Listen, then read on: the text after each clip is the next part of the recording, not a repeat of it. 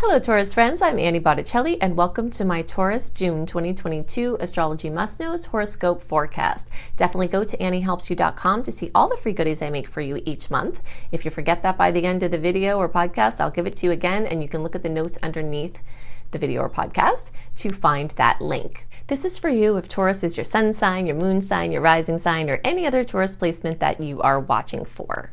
If you are in the late degree Taurus spectrum, so birthdays from May 15th through the rest of the sign, or 23 degrees or so through the rest of the sign, then I also suggest that you listen to or watch my Gemini reports, because you very late degree people will benefit from both the Taurus and the Gemini reports. Okay, so June 2022, a lot to talk about. We're going to get into my 4 big must-knows from the general transit perspective and take a little peek into July and August and how to use your energies between June and August with the most alignment with the natural rhythms.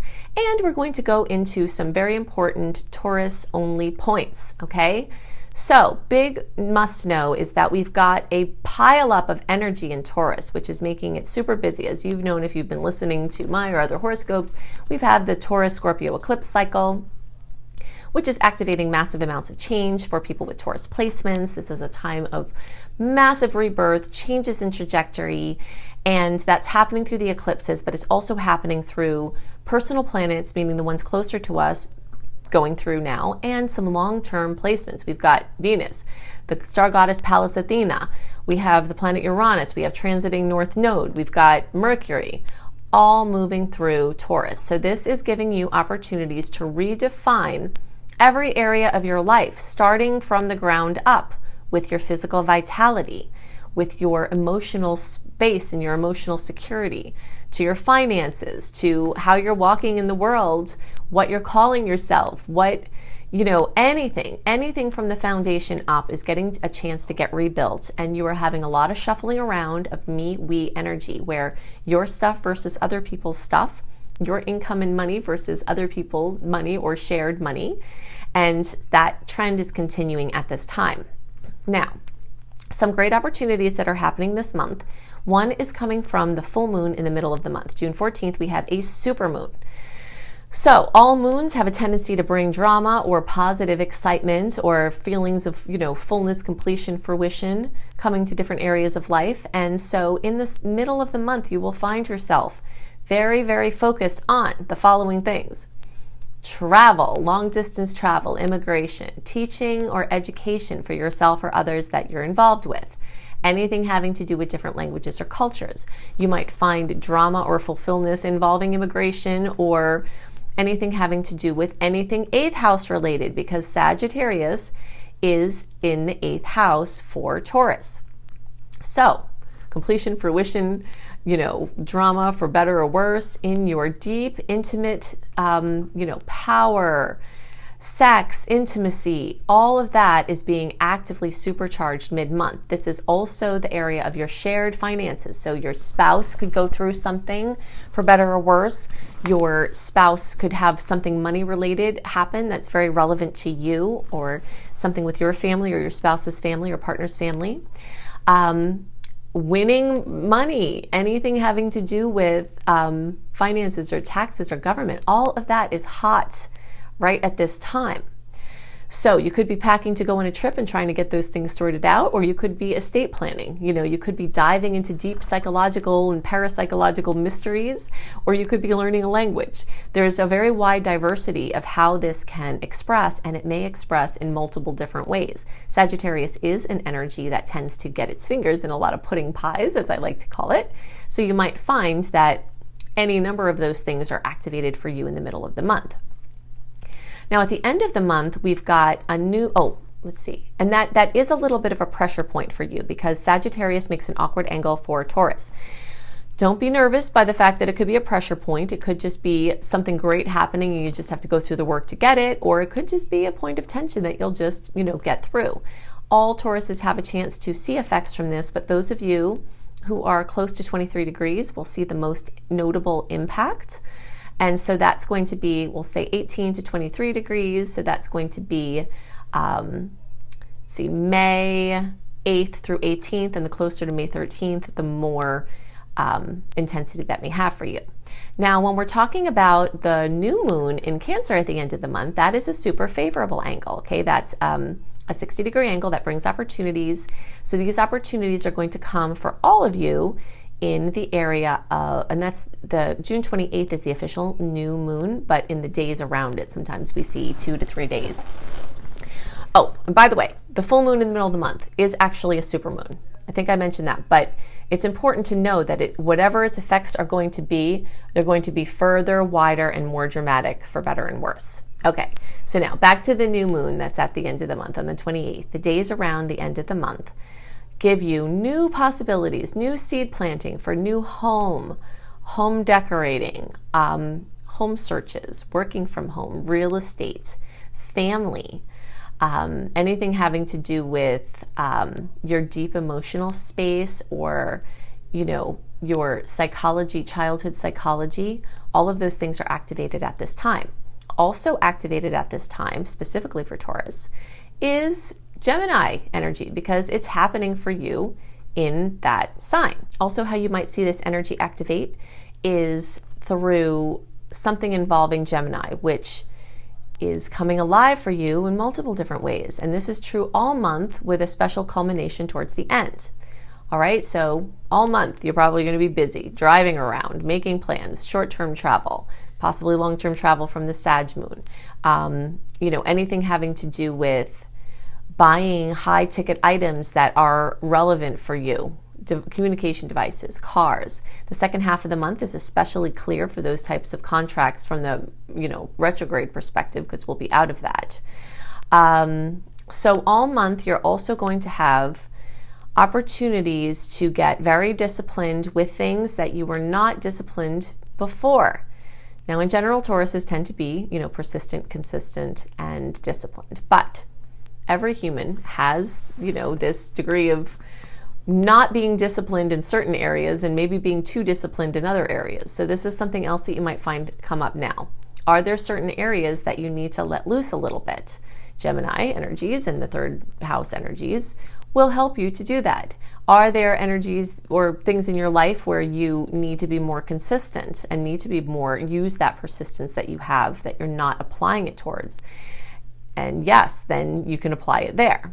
Now, because you are having Jupiter and now Mars move through your 12th house, your thoughts might be coming more quickly. Your dreams might be more whacked out or notable. You might have insomnia more. Your intuition is likely to be glowing and growing. So these are all things that are brought to you from those placements in the 12th house. You might find that you need more quiet space, but the month is not just going to be about that, because you're kind of not going to be able to get out of the fact that you'll be talking to a lot of people, you'll be moving around, you'll be, it's a very busy, active, highly communicative time. But on the other side, you're going to have your soul calling for, longing for that quiet space. And, maybe some healing work, maybe some retreat. A retreat would be a nice way to balance those energies or connect those energies of quiet space with travel, so anything that connects those two can work. Or going on a little trip with a family member. Family members are highlighted very strongly at this time. Every type of family member, from nieces or nephews or uncles to kids and parents. So there might be a lot of activity in helping to get some things established for people close to you, or them helping you to get some things established for you. Okay.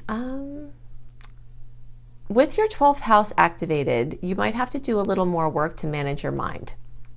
Meditation, listening to anything that is relaxing for you, healing music, anything that helps you keep your mind off of rolling, like what you have to do and what you should be doing and strategizing, is going to be very helpful for you at this time. With Mars in your 12th house, you might find yourself super motivated to do something as it relates to your psyche, or to connect with the all that is, that space where we're all one, the spiritual space, the space of guides and angels, the place where synchronicity is the language, that binds us together.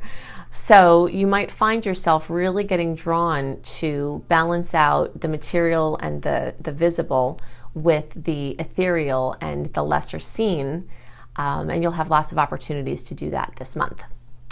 Okay, so one more thing I wanted to mention for those of you really at the end of the sign is that Pluto is making a trine for those of you close to 28 degrees. And Pluto trines, this has been happening for a while. Those of you like 26, 27, 28 degrees, the last,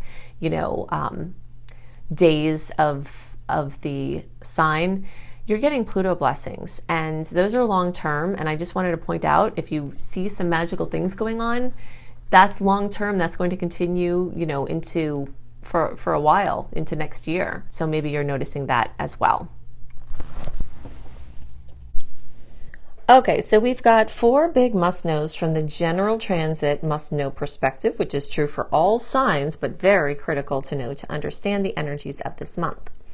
The first big must-know is that our sweet versus salty ratio, as far as the aspects, are yay. Now, if you're not familiar with my little Annie terms here, sweet aspects are the ones where the planets are in harmony and tend to bring nice outcomes, and the salty ones are when the planets are kind of grouchy and they can bring nuisance events. So we've got almost double the sweet aspects compared to the salty ones. Again, this month, we've got a several month sequence where this has been happening, but June is the last month because July, it will start to favor the challenging aspects more over the sweet ones. So we want to soak this up while we can. Something else important about this, this ratio here is that even some of the few salty aspects or potentially salty aspects this month are ones that are conjunctions, which means they could go either way. A conjunction is a neutral aspect. It could be very positive or very challenging. And so even of some of these salty ones that are there, some of them could be super positive. And of the other ones that aren't conjunctions, they all have sweet aspects happening on the same day or very close to any of the remaining salty ones. So that's super positive for the general climate of this month. Of course, we know that general aspects, any particular ones of them, don't always drizzle down into our personal experience, but it's definitely an important piece to consider. The next big exciting must know is that eclipse heat of this season is fading. April and May were our big eclipses. Definitely look at my April and May horoscope reports, either through podcast or video on YouTube, to see where these areas, what areas of life for each of your signs might be affected, and some of the other themes that could be in the backdrop. You can check that out there. But what we're excited about here is that April and May can be super anxiety ridden in the way that change is coming, but you don't really know what it is. And you feel something's opening, but you're not really sure the details. And it's just sort of a time when the air is electric. You feel like you have your fingers stuck in a socket. And that is starting to fade in June. While we could have some very important eclipse related news and events come in, the biggest heat of the season will be behind us by this time, and we are celebrating that. The next big must know is that we've got a hybrid month this month. So we've got retrograde until around June 2nd, depending on your time zone. And with every day we move towards June 19th, that post Mercury retrograde shadow period will clear. So essentially, the first half of the month is retrograde and the second half is direct. So let's just look at my handy chart to remind you of what that means. So for the first half of June, you want to deal with what comes up. Not conjure things to do because you're not really sure clarity is still coming. You want to clear out clutter in your mind and your relationships. The things that were swept under the rug, they're going to come out, so it's time to deal with them. And time to make new space for new projects and experiences. So you want to get those piles off your desk so that new projects can come in. You want to get those creative babies out, we're maybe not out yet because we're not quite in the launch zone yet. We'll talk about that in a second. But you want to get those creative babies finished up, polished up, edited, so you can send them out into the world. We've got an amazing time for last minute magic. So May and June is superb for leaving yourself unscheduled as possible, because last minute magic will come in and you're more likely to be able to say yes to an opportunity that comes if you're not super scheduled. And the things you schedule are probably going to shift or be called into question anyway, so it just makes sense. It's amazing to do research in this time. So let's say you want to do something at the end of June or July, August, when we're in our direct period. So we've got,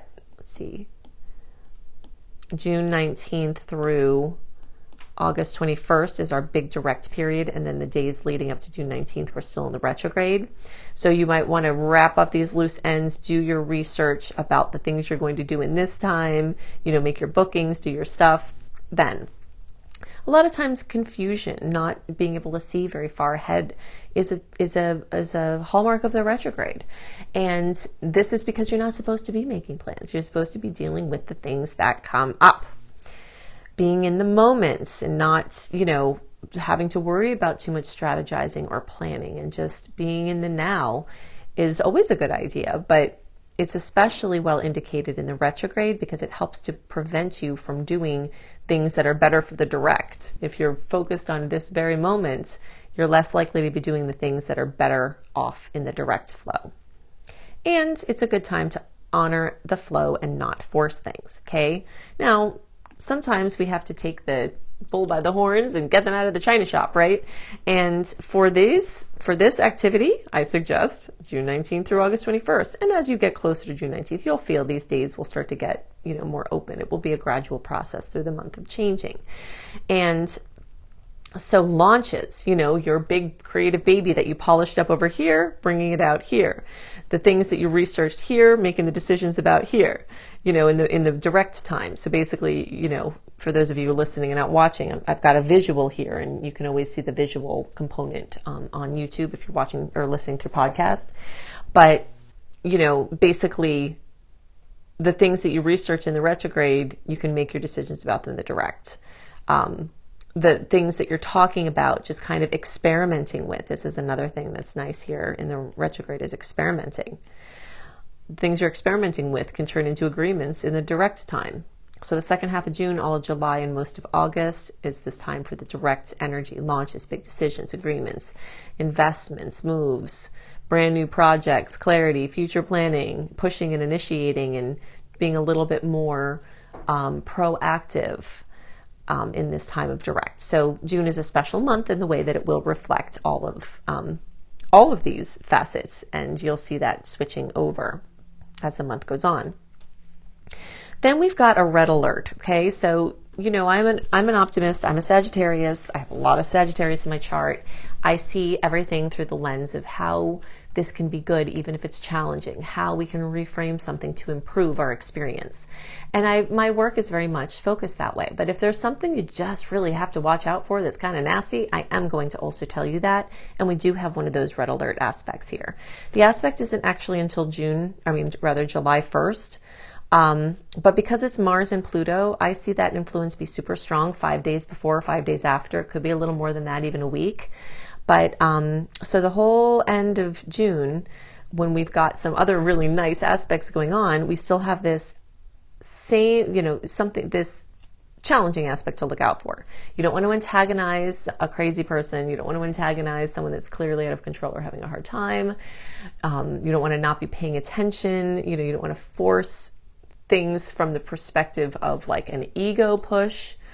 Like if you have a righteous indignation about something and you're going to go battle with somebody who could be a formidable competitor, you don't really want to bring that at this time. And some people who you think are not formidable, competitors here, they might bring some fire that you're not expecting. So just be really careful in those days around the end of June and the beginning of July, because this is going to be a very strong influence. Don't let this make you concerned, too concerned. You just have to be more aware. And it definitely can cast a little shadow on some of the sweet aspects of the month, but it's only influencing there at the end. And we do have a lot of sweetness to help balance this out. Okay, so I've given you lots to work with to help you make the most of the energies this month and to help you understand the energetic patterns at work and play. And if you'd like more resources, I've got all of these here. You can additionally go to the little more button, the little arrow underneath the bottom right of the video. Click on that, and all of the links that I'm giving you here will be clickable, right? So if you're looking for reading options, including a beautiful, very detailed 45-minute audio of your birth chart for $33 from my brilliant husband, you can find that at anniebclarity.com. You can go to anniehelpsyou.com, sign up for my free email newsletter. This is where you can access running a free birth chart. This is where you access my 28-day in-depth virtual coaching program called Shine for free. This is also where you'll find tons of blogs, and you get lots of other perks for being on my newsletter list. If you're looking for written horoscopes by me, always up a month early, you can go to cozybysweetstarlight.com. If you haven't seen this site, go to it. It is so beautiful. We've got, me and my team have lots of amazing astrology-inspired blogs and healthy living blogs. We've got hypnosis for all the signs. We've got healing frequencies for all the signs. I've got the written horoscopes that I write. We have yoga for all the signs. So it's just a very beautiful, comprehensive site. If you're looking for free courses on how to manifest money and wellness, you can go to lumlife.com, my school, Luminous Life Multiversity, LUMLIFE.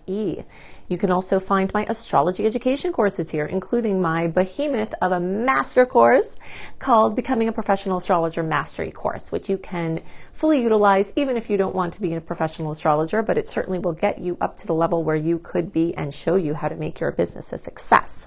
And payment plans are available there too. Now, I've also got 2 books out and more on the way. Planetology, How to Align with the Natural Rhythms of the Universe. You will find this on the bookshelves in all major booksellers, including all the Books A Million, all the Barnes & Nobles. It's right there on the shelf. Plus, you can get it on Amazon and through any independent bookseller. And you can find Radical Prayer on Amazon, and you can order it anywhere as well. So I hope you have a wonderful month, and I'll see you next month. Bye!